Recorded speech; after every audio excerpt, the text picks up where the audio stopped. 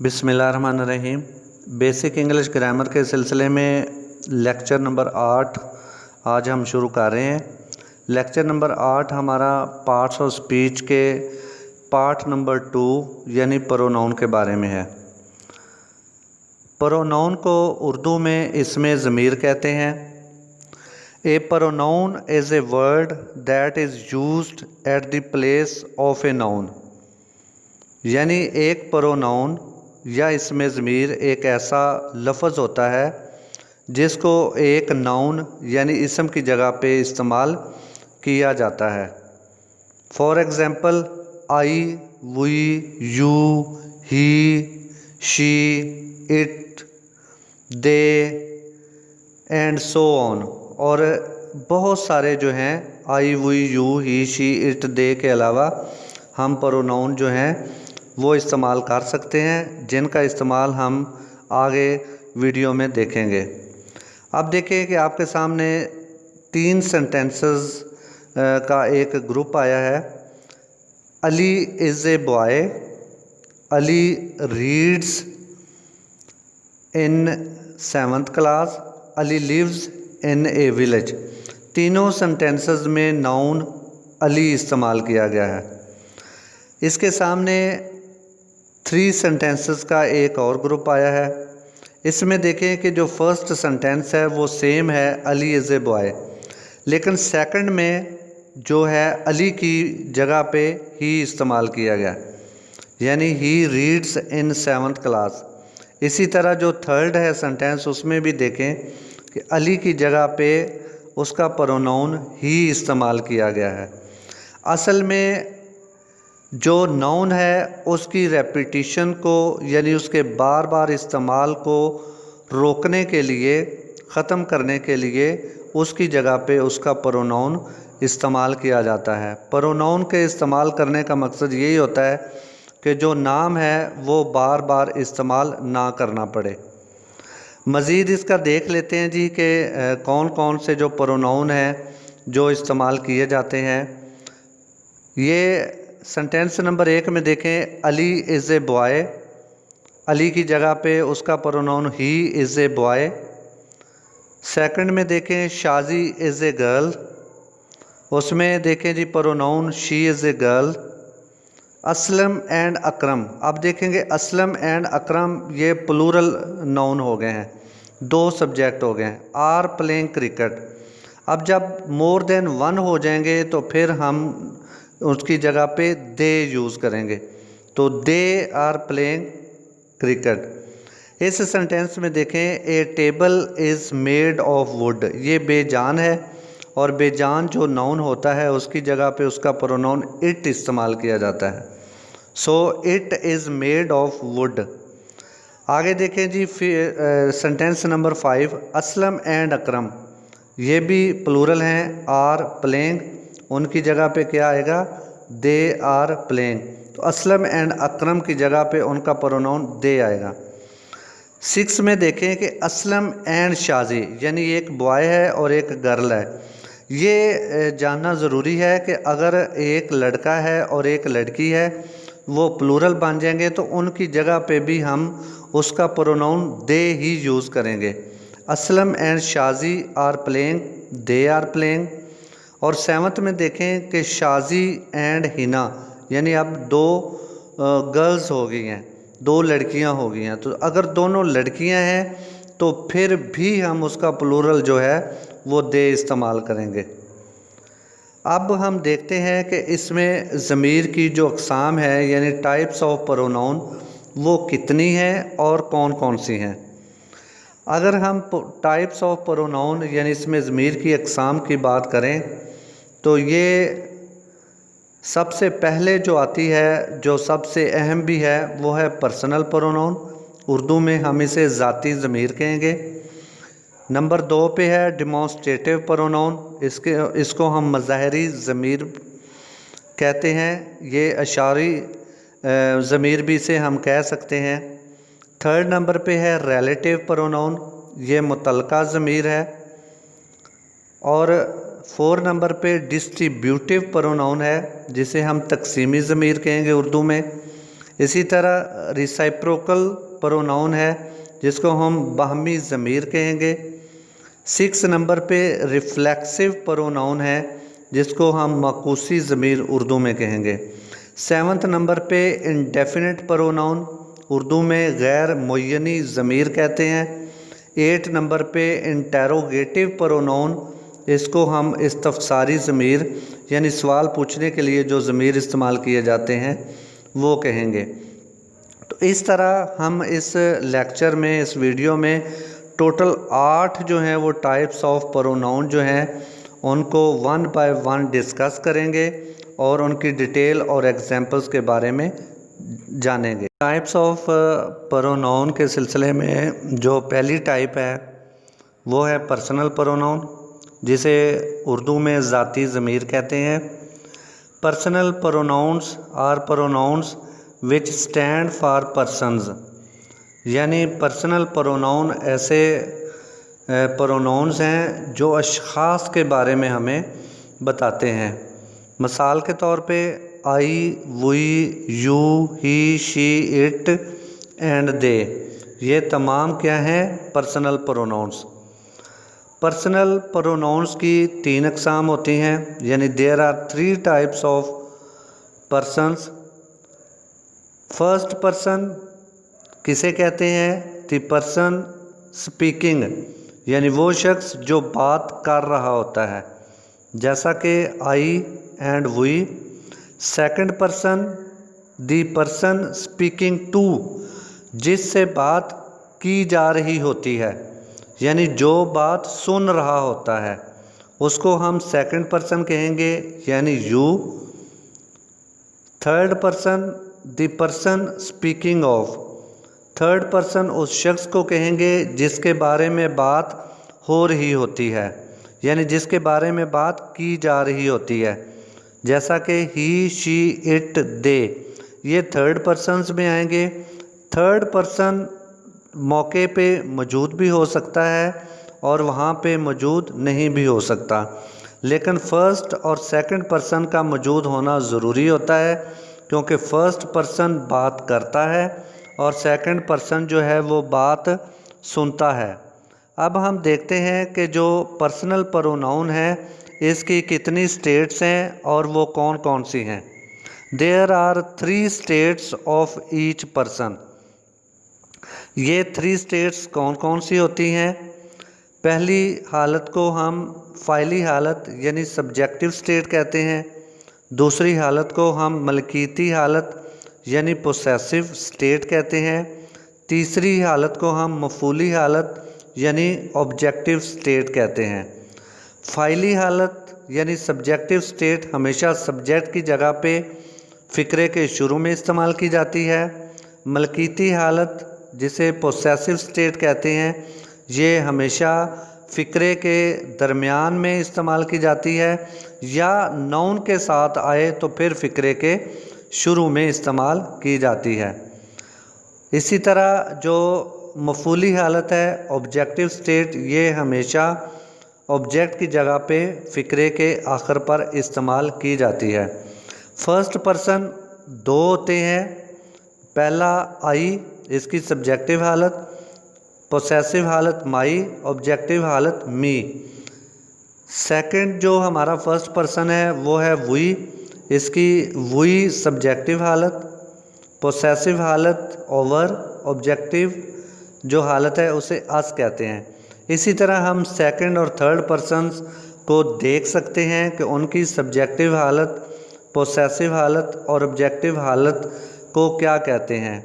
इनको याद रखना है, और ये याद रखना है कि हमेशा इंग्लिश सेंटेंस के अंदर सब्जेक्ट हमेशा फ़िक्रे के शुरू में आता है, तो वहाँ पे इसकी सब्जेक्टिव हालत आएगी, और जो मफूली हालत है यानी ऑब्जेक्टिव स्टेट जो होती है वो हमेशा फ़िक्रे के आखिर पर ऑब्जेक्ट की जगह पे इस्तेमाल। टाइप्स ऑफ प्रोनाउन की जो सेकंड टाइप है उसके बारे में जानते हैं, जो कि है डिमॉन्स्ट्रेटिव प्रोनाउन। डिमॉन्स्ट्रेटिव प्रोनाउन को उर्दू में मज़ाहरी ज़मीर या अशारी ज़मीर कहेंगे, क्योंकि ये किसी चीज़ की तरफ इशारा करने के लिए इस्तेमाल किया जाता है। Demonstrative pronoun is used two point a thing और थिंग्स। डिमॉन्स्ट्रेटिव प्रोनाउन को किसी एक चीज़ या ज़्यादा चीज़ों की तरफ इशारा करने के लिए इस्तेमाल किया जाता है। ये देखें आपके सामने एक टेबल आया है जिसमें नियर सिंगुलर के लिए हम दिस इस्तेमाल करेंगे, यानी अगर नज़दीक कोई एक चीज़ पड़ी है उसकी तरफ इशारा करना हो तो हम दिस यूज़ करेंगे। और नियर प्लूरल के लिए यानी नज़दीक अगर ज़्यादा चीज़ें पड़ी हैं तो उनके लिए हम दीज इस्तेमाल करेंगे, यानी ये ज़्यादा के लिए। फार सिंगुलर यानी कि दूर की वाहिद या एक चीज़ के लिए दैट इस्तेमाल करेंगे, और फार प्लूरल यानी दूर की ज़्यादा चीज़ों के लिए हम दोज इस्तेमाल करेंगे। अब हम इसकी कुछ एग्जांपल्स को देख लेते हैं। दिस इज़ ए बुक, ये एक किताब है, यानी जो दिस है ये नज़दीक की एक चीज़ को ज़ाहिर कर रही है। दीज आर बुक्स, ये किताबें हैं, यानी अब यहाँ पे जो दीज है ये नज़दीक की ज़्यादा चीज़ों को ज़ाहिर कर रहा है। तो ये जो प्रोनाउंस हैं यानी डिमॉन्स्ट्रेटिव प्रोनाउन, दिस जो है ये वाहिद नज़दीक के लिए, और दीज जो है ये जमा नज़दीक के लिए इस्तेमाल करेंगे। इसी तरह आप देखें कि जो दैट है, दैट इज़ ए कैट, वो एक बिल्ली है। अब जो वो लफ्ज़ है, वो जो डिमॉन्स्ट्रेटिव प्रोनाउन है, ये दूर की एक चीज़ के लिए इस्तेमाल करते हैं, यानी वो एक बिल्ली है, यानी दूर है लेकिन एक है। दोज आर कैट्स, वो बिल्लियां हैं, यानी ये दूर की जो प्लूरल है या ज़्यादा चीज़ों की तरफ इशारा करेगी। तो दोज जो है ये ज़्यादा की दूर पड़ी हुई चीज़ों की तरफ इशारा करने के लिए इस्तेमाल किया जाता है। इसके बाद हम देखते हैं कि रिलेटिव प्रोनाउंस क्या होते हैं। ये नाम से ज़ाहिर है कि रिलेटिव जैसे रिश्तेदार को कहते हैं, तो ये क्या करता है, ये रिश्ता बनाता है किसी एक क्लास का किसी दूसरे क्लास के साथ। अब हम जब इसको समझेंगे और इसको पढ़ेंगे तो इंशाल्लाह आपको समझ आ जाएगी। Relative pronoun is the subject object of the relative class, so we do not repeat the subject or object in relative class। इसको समझने के लिए हमें ज़रा ये समझना पड़ेगा कि रिलेटिव क्लास क्या होता है। ये अब हम देखते हैं कि रिलेटिव क्लास क्या होता है। रिलेटिव क्लास की जब आपको समझ आ जाएगी तो फिर आपको रिलेटिव प्रोनाउन की समझ बहुत जल्द आ जाएगी। तो डियर स्टूडेंट्स, देखते हैं कि रिलेटिव क्लास क्या होता है। Relative class is always connected to main class by a relative pronoun, यानी जो relative class है वो मेन क्लास के साथ जुड़ा हुआ होता है। किसके साथ? एक relative pronoun के साथ। अब मेन क्लास और relative क्लास और relative pronoun की जो वजाहत है वो नीचे सेंटेंस में की गई है। एक सेंटेंस लिखा हुआ है, I have a friend whose handwriting is very good. इस सेंटेंस के अंदर आप देखें कि आई हैव ए फ्रेंड, यहाँ तक ये मेन क्लास है, यानी कि समझ लें कि ये डिपेंडेंट क्लास इसको कह सकते हैं आप, कि ये अकेला जो है ये अपना वजूद बरकरार रख सकता है, इसको मेन क्लास कहेंगे। इसके आगे हुज जो लफ्ज़ है इसको हम रिलेटिव प्रोनाउन कहेंगे, यानी इसने मेन क्लास को और इसके आगे जो आने वाला है रिलेटिव क्लास उसको आपस में जोड़ दिया है, कनेक्ट कर दिया है। और इस तरह हुज इस्तेमाल करने से उसके सब्जेक्ट और ऑब्जेक्ट की ज़रूरत भी नहीं पड़ती। किस तरह के I have a friend main clause, whose relative pronoun, और handwriting is very good ये रिलेटिव क्लास है।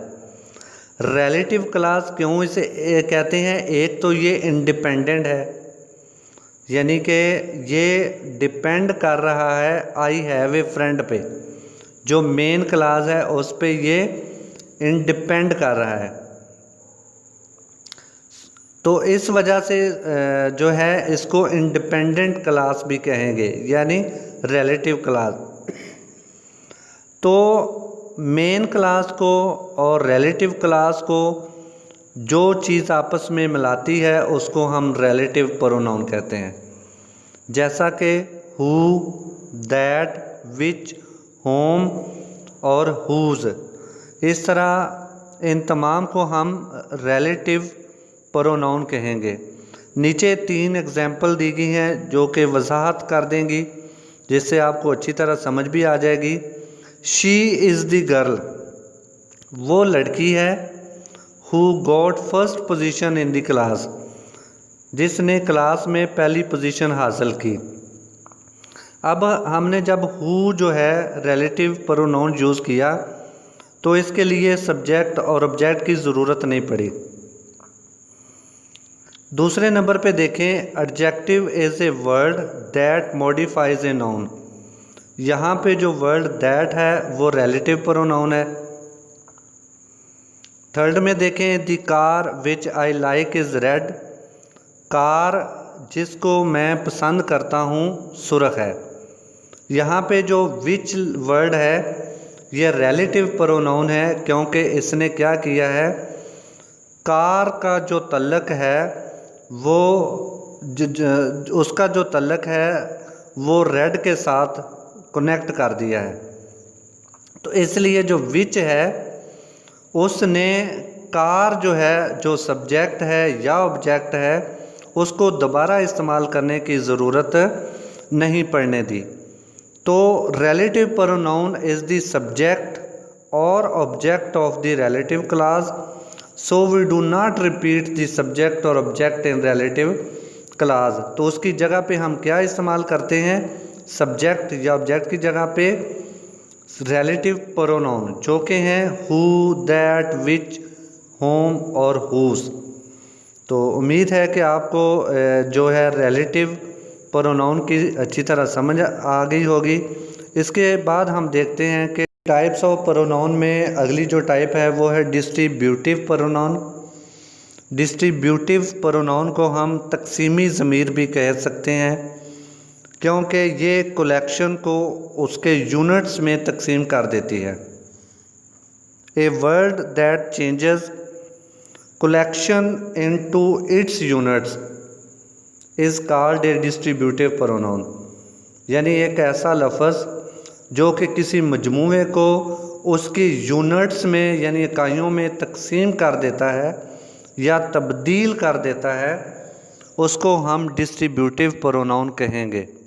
All distributive pronounce show singular subjects, यानी ये सिंगुलर सब्जेक्ट वाहिद जो फ़ाइल हैं उनको शो करते हैं।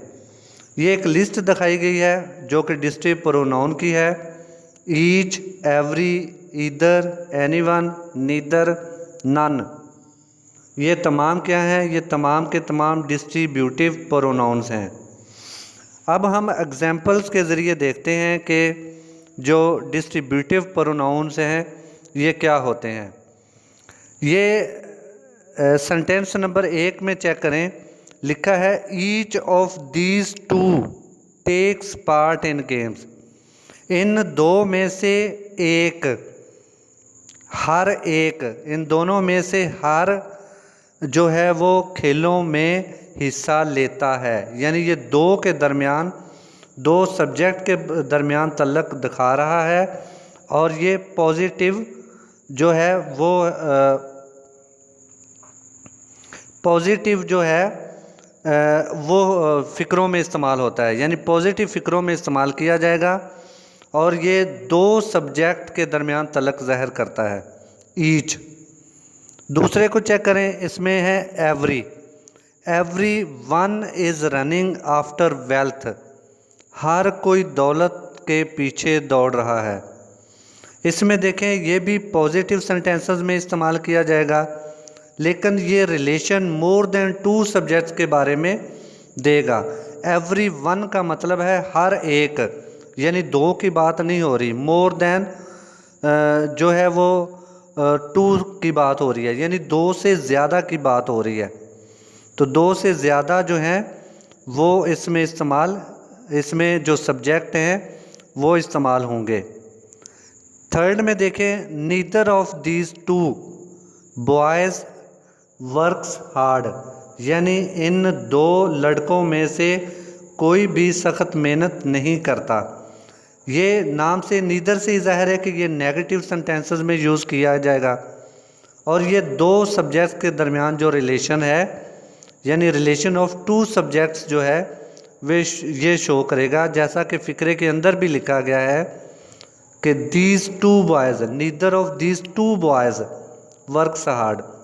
फोर्थ नंबर पे आ जाएं। फोर्थ नंबर पे है नन ऑफ दीज 5 बॉयज़। अब ये टू की बात नहीं हो रही, मोर देन टू की बात हो रही है, यानी 5 लड़के, इन 5 लड़कों में कोई भी मेहनत नहीं करता है। तो बात जैसे नन है तो ये भी नेगेटिविटी शो करता है, तो इसमें ये भी नेगेटिव सेंटेंसेस में यूज़ होगा। लेकिन इसमें जो रिलेशन है ये मोर देन टू सब्जेक्ट्स का होगा, जैसा कि फ़िक्रे के अंदर में भी ये बताया गया है कि ये 5 लड़के हैं। तो इस चीज़ को मद्देनज़र रखना है कि दो के दरमियान, दो सब्जेक्ट के दरमियान कौन सा लफ्ज़ जो है, कौन सा प्रोनाउन जो है वो तल्लक शो करेगा, और दो से ज़्यादा के सब्जेक्ट के दरमियान कौन सा जो प्रोनाउन है वो तल्लक कायम करेगा।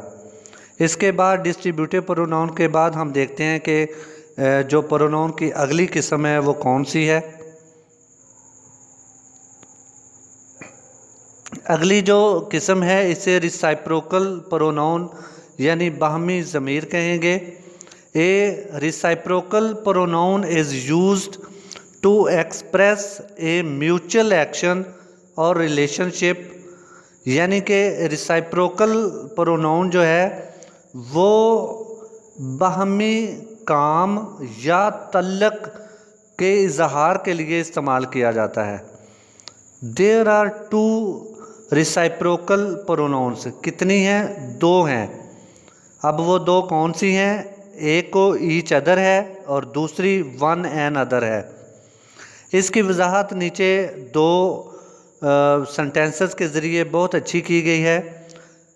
पहला है बोथ दी सिस्टर्स, यानी दोनों बहनें, मतलब कि ये 2 के दरमियान तल्लक को ज़ाहिर कर रहा है। Both the sisters love each other, दोनों बहनें एक दूसरे से प्यार करती हैं।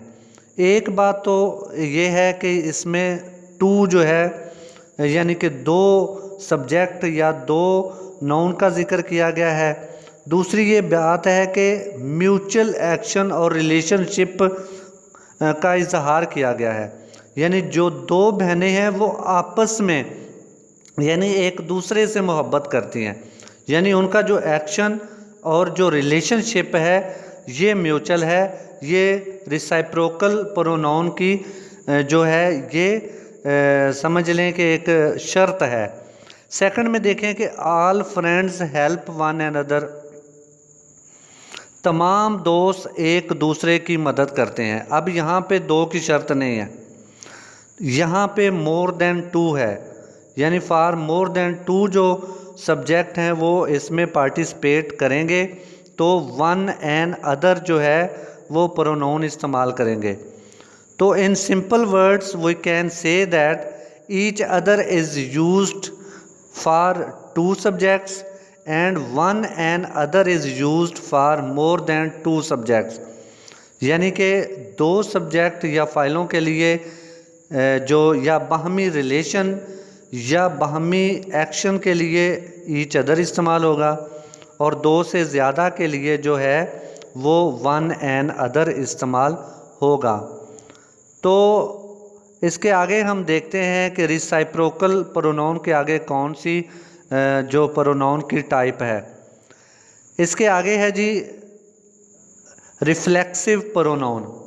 रिफ्लेक्सिव प्रोनाउन को हम उर्दू में माकूसी ज़मीर कहते हैं। इसकी डेफिनेशन इस तरह हम कर सकते हैं कि reflexive pronouns are the words ending in self और सेल्व्स, यानी कि ये सेल्फ या सेल्व्स में ये इख्तिताम होते हैं, इनको रिफ्लेक्सिव प्रोनाउन हम कहेंगे। They are used when subject and object in the sentence are same. इनको कब इस्तेमाल किया जाता है? इनको तब इस्तेमाल किया जाता है जब फ़िक्रे के अंदर सब्जेक्ट और ऑब्जेक्ट जो हैं वो एक ही हों। जैसे कि I believe in my self, मुझे अपने आप पर यकीन है। अब देखिए यहाँ पे सब्जेक्ट और ऑब्जेक्ट जो है वो एक ही चीज़ है।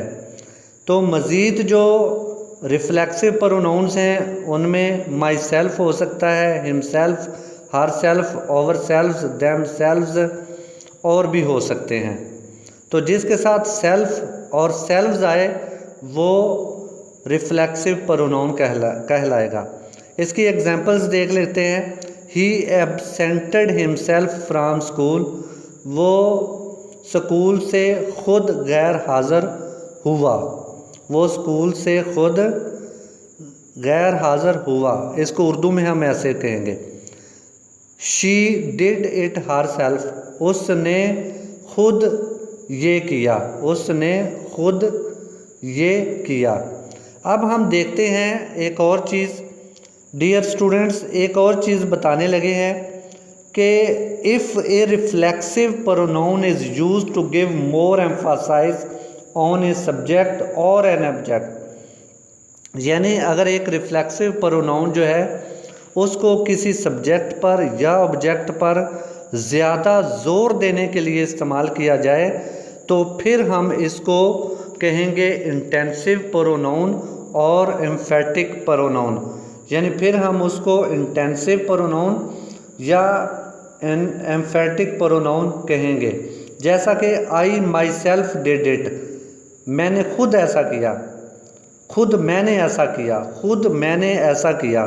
She her self wash the clothes, खुद उस। इसमें यह है कि जो रिफ्लेक्सिव प्रोनाउन है और रिफ्लेक्सिव प्रोनाउन और इंटेंसिव या एम्फेटिक प्रोनाउन में ये फ़र्क होता है सिंपली समझने के लिए कि अगर वर्ब के बाद जो है वो रिफ्लेक्सिव प्रोनाउन यूज़ किया जाए, अगर बाद में इस्तेमाल किया जाए तो ये रिफ्लेक्सिव प्रोनाउन होगा, और अगर वर्ब से पहले इस्तेमाल किया जाए तो ये इंटेंसिव या एम्फेटिक प्रोनाउन होगा। यानी वर्ब के बाद अगर इस्तेमाल करेंगे तो वो जो एम्फासाइज है वो नहीं करता, वो यानी कि कम ज़ोर देता है उस पर। लेकिन अगर वर्ब से पहले अगर इस्तेमाल करेंगे तो वो उसको एम्फासाइज करता है, यानी कि उसके अंदर इंटेंस जो है वो उसकी ज़्यादा बढ़ जाती है। तो इस वजह से ये भी एक फ़र्क है, ये भी आप जब सेंटेंस करें तो इसको जहन में रखना है। टाइप्स ऑफ प्रोनाउंस की अगली जो टाइप है वो है जी इंडेफिनिट प्रोनाउन, यानी गैर मुय्यनी ज़मीर। यानी indefinite pronouns do not refer to a specific person, place और ए थिंग। यानी इंडेफिनिट प्रोनाउन जो होते हैं वो किसी ख़ास शख्स, ख़ास चीज़ या ख़ास जगह की तरफ रेफ़र नहीं करते। जैसा कि हम देखते हैं कि पर्सन, प्लेस और थिंग की हमने बात की है, तो इसमें देखते हैं कि पर्सन्स के लिए जो इंडेफिनिट प्रोनाउन होंगे वो इस्तेमाल होंगे everyone, everybody, somebody, nobody. ये पर्सन के लिए इंडेफिनिट प्रोनाउन इस्तेमाल होंगे। जो प्लेस के लिए हम इंडेफिनिट प्रोनाउन इस्तेमाल करेंगे वो होंगे एवरीवेयर, समवेयर, एनीवेयर, नोवेयर। और इसी तरह थिंग के लिए जो इंडेफिनिट प्रोनाउन हम इस्तेमाल करेंगे वो होंगे एवरीथिंग, समथिंग, एनीथिंग या नथिंग। तो ये पर्सन, प्लेस और थिंग तीनों के लिए अलग-अलग जो इंडेफिनिट प्रोनाउन है ये आपने याद रखने हैं। और इसकी एग्जांपल से हम इस तरह थोड़ा सा वजाहत करना चाहेंगे कि every one is sleeping in my room. Every one ये पर्सन को शो कर रहा है, तो हर एक जो है वो मेरे कमरे में सो रहा है। तो एवरी वन जो है वो किसी ख़ास शख्स की तरफ जो है वो रेफ़र नहीं करता, ये आम है, यानी हर शख्स की बात कर रहा है। तो इसलिए इसको इंडेफिनिट प्रोनाउन यानी गैर मुय्यनी ज़मीर कहेंगे। सेकंड में देखें, I looked everywhere for my keys. मैंने अपनी चाबियों के लिए हर जगह तलाश किया। अब एवरीवेयर प्लेस को शो कर रहा है और किसी ख़ास यानी स्पेसिफिक प्लेस को वो शो नहीं कर रहा, ना रेफ़र कर रहा है, वो सिर्फ एवरी यानी आम सी जो है जगह उसको रेफ़र कर रहा है। तो एवरीवेयर क्या होगा, इंडेफिनिट प्रोनाउन। तो थर्ड में देखें, there is nothing to eat, खाने के लिए कुछ नहीं है। तो अब ये चीज़ को रेफ़र कर रहा है जो कि स्पेशल या स्पेसिफिक या पर्टिकुलर नहीं है, आम सी चीज़ है, नथिंग कुछ भी नहीं है, खाने के लिए कुछ भी नहीं है। तो यानी कि ये स्पेसिफिकेशन नहीं शो करता, ये सिर्फ आम सी चीज़ों को शो करता है, इस वजह से इसको इंडेफिनिट प्रोनाउन कहते हैं। जी, टाइप्स ऑफ प्रोनाउन की जो लास्ट टाइप है वो है इंटेरोगेटिव प्रोनाउन यानी इस्तफसारी ज़मीर। ये नाम से ज़ाहिर है कि ये सवाल पूछने के लिए इस्तेमाल की जाती है। Interrogative pronouns are used to ask questions, यानी कि इंटेरोगेटिव प्रोनाउन जो होते हैं ये सवाल पूछने के लिए इस्तेमाल किए जाते हैं। There are 5 interrogative pronouns, total 5 interrogative pronouns हैं। दे आर डायरेक्टली और indirectly used to ask question. ये डायरेक्टली या इनडायरेक्टली जो हैं ये सवाल पूछने के लिए इस्तेमाल किए जाते हैं। मिसाल के तौर पे what, which, who, whom, whose, ये 5 ऐसे प्रोनाउंस हैं जिनको हम इंटेरोगेटिव प्रोनाउंस कहेंगे, क्योंकि ये पाँचों के पाँचों जो हैं ये सवाल पूछने के लिए इस्तेमाल किए जाते हैं। अब हम इनके इस्तेमाल के बारे में देख लेते हैं कि व्हाट का इस्तेमाल कैसे हमने करना है। एक तो ये बात है कि जो ये हैं इंटेरोगेटिव प्रोनाउन होते हैं ये फ़िक्रे के शुरू में आते हैं, लेकिन लेकिन बहुत ही शाज़ व नादर जो है वो फ़िक्रे के दरमियान में कहीं आते हैं, लेकिन ज़्यादातर ये फ़िक्रे के शुरू में ही आते हैं। पहली इसकी एग्जांपल चेक करते हैं जी, व्हाट आर यू डूइंग, तुम क्या कर रहे हो। इसमें जो व्हाट है वो इंटेरोगेटिव प्रोनाउन है क्योंकि सवाल पूछने के लिए इस्तेमाल किया गया है। सेकंड जो है वो है which colour do you like, तुम कौन सा रंग पसंद करते हो। इसमें जो विच है ये इंटेरोगेटिव प्रोनाउन है क्योंकि क्वेश्चन पूछने के लिए इस्तेमाल किया गया। थर्ड देखें, who is making a noise, कौन शोर कर रहा है। तो इसमें जो हु है वो सवाल पूछने के लिए इस्तेमाल किया गया है, इसलिए हु इंटेरोगेटिव प्रोनाउन है। 4 नंबर पे देखें, home do you live with, home do you live with, तुम किसके साथ रहते हो। तो यहाँ पे जो होम है ये इंटेरोगेटिव प्रोनाउन है। 5 नंबर पे देखें, हुज बुक इज़ दिस, ये किताब किसकी है। इसमें हुज जो है ये इंटेरोगेटिव प्रोनाउन है।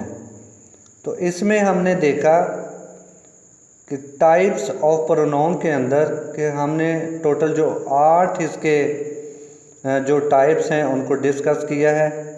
उम्मीद है कि आपको प्रोनाउन के बारे में जो है और इसकी टाइप्स के बारे में काफ़ी हद तक जो है वो इल्म हो गया होगा। अगर किसी भी टॉपिक के बारे में कोई भी मसला हो तो आप कमेंट में आएँ, कमेंट करें और इंशाल्लाह मैं आपके हर कमेंट का, हर सवाल का जवाब दूंगा। तो हमारा आज का जो टॉपिक था जो कि टाइप्स ऑफ प्रोनाउन के बारे में था और प्रोनाउन के बारे में था वो इख्तिताम पज़ीर होता है। अगर आपको हमारे लेक्चर्स की समझ आती हो या आप समझते हो कि ये किसी के लिए जो अच्छा और बेहतर साबित हो सकते हैं, तो इनको जो है सब्सक्राइब करें, चैनल को लाइक करें, वीडियो को और शेयर करें और दोस्तों से